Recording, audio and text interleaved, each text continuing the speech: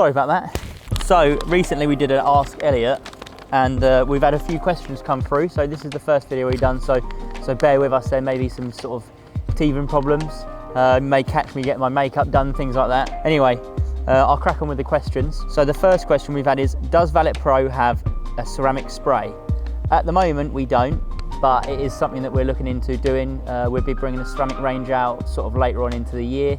So it'll be something that goes alongside with that. So not at the moment, but it is something that we're looking into. What is the best way of applying wax to a vehicle? So there's many different ways of people applying wax to a vehicle. I'll give you my personal way of doing it. So I always make sure the car is cool to the touch. It's in a shaded area out of direct sunlight. You've got a clean applicator, and you just sort of work panel by panel. Depending on what wax you're using, you have to obviously check the instructions. Some waxes you can do the whole car and then buff off. Some of them you do per panel, buff off, next to the panel, buff off, next panel, buff off. So I would say the two main things is make sure that the car is cold or cool to the touch, and make sure it's out of direct sunlight. Wheels first or last, and why? Again, another way people have their methods of cleaning. My method is I always do the wheels first, being that they're probably going to be one of the dirtier parts of the vehicle. So I'll normally apply some wheel cleaner, leave it to dwell, maybe then apply some citrus pre-wash. I'll then rinse off the citrus pre-wash and then rinse the wheels at the same time. I'll then spray the wheels again once you've got the most of the grime off.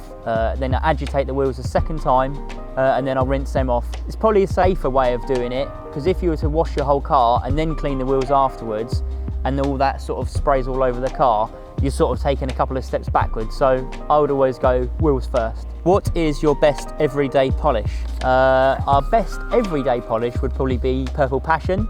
It's a paint cleanser and a bit of a polish. It's not got a load of cut in it, but as an everyday all-rounder, it's a very good product.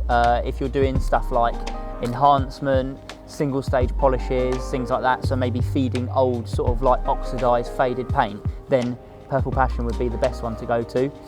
If you want to do more sort of correctional work, you know, multiple stages of polishing, sort of refinement and things like that, then there is the Advanced Compound, but that's quite a heavy cut. So, you know, as an everyday polish, I wouldn't say that it's the best one to go for. What are the best products to clean and dress wheel arches? So to clean the wheel arch, I'd go for a neat dilution of our citrus pre-wash. I'd then thoroughly rinse that down. I'd then go for our citrus tar and glue remover, because you do tend to get quite a lot of tar spots stuck to the inside of the wheel arches. I'd then rinse it all down, and then to dress it would be a product like our Classic Protect or our Black to the Future trim and tyre dressing. What is the best way to remove overspray from black plastic trim? So, not one that I've ever come across personally myself, but the normal way to remove overspray would be to clay bar. So I can say try and give clay barring a go. If not, then you're probably better to go down seeking the advice of a body shop route, as they may have advice on what to do. I wouldn't want to say to you use thinners or anything like that, because if it's a black plastic trim, then the thinners could get into the plastic and discolour it, maybe make it go brittle, and just sort of cause some damage to it. So it's a hard one for me on that one. I would go down the route of how you'd get it off glass and paintwork, which would be just to use a clay bar. So if you're not happy to do that, then I would say go and speak to a body shop. What is the best method to clean alcantara? So alcantara is quite a sensitive material, so I wouldn't advise using anything sort of like an alkaline based carpet cleaner. I'd always say pH neutral.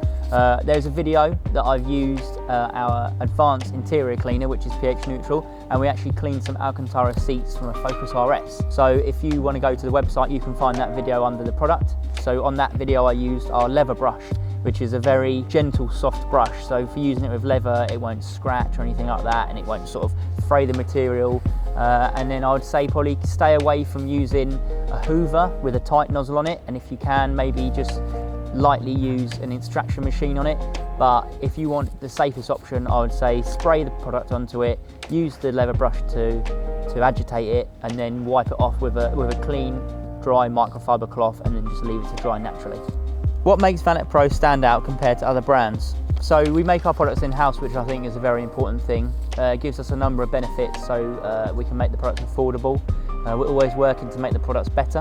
We're not the most fancy packaging brand, but the products work, and that's a more important thing to us. A lot of trade guys use us and use us for a long time. I mean, the company's going 15 years now, So I think that shows a lot, especially in the sort of the detailing valeting world, is it's sort of quite a competitive market, you know, and also keeping the customers happy is an important thing to us as well. So, you know, we've got a good aftercare team. Oh look, Supra. What's the plans with the Escort?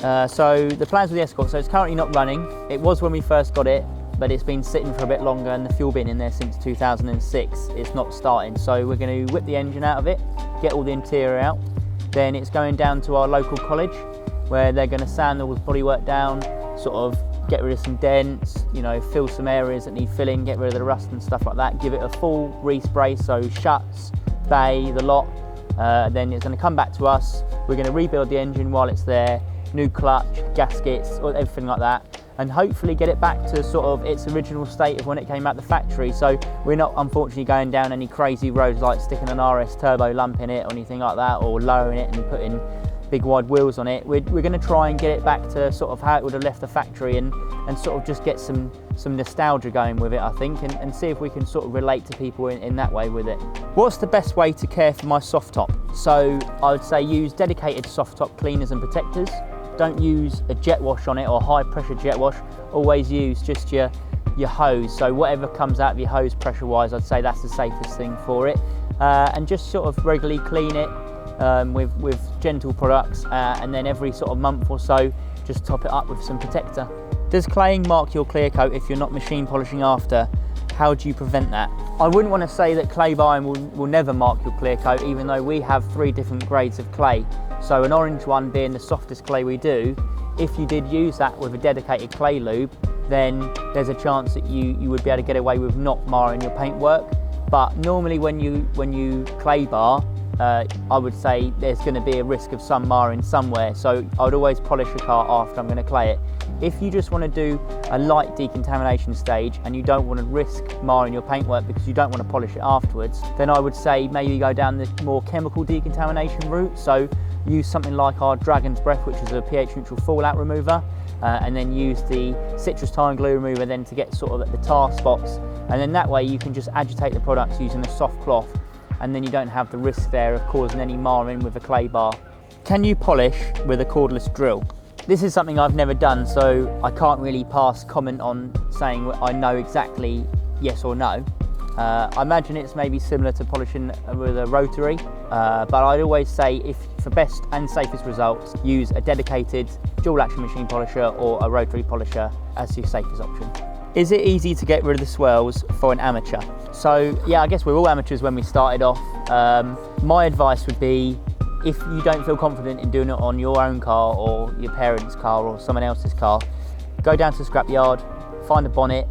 If you've got a machine polisher, practice, practice, practice. There's some great videos on YouTube. So yeah, I guess an amateur could get rid of swirls, but if you don't feel confident in actually doing it on a vehicle to start with, I'd say yeah, definitely go down the scrapyard, get yourself a panel, practice, practice, practice, and then when you feel confident, then yeah, by all means, you know, you can, if you've got the right pads and the right compound and you've got good technique, then yeah, then you will be able to get rid of swirls, no doubt about it. I'd like to thank everyone for watching this video.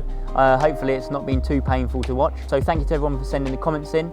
Hopefully we're going to do another video like this soon, so be sure to send in some more comments, and also like, comment and subscribe on this video. Thanks everyone. Can't have the car back now. Oh yeah, sorry mate. See you later. See you mate.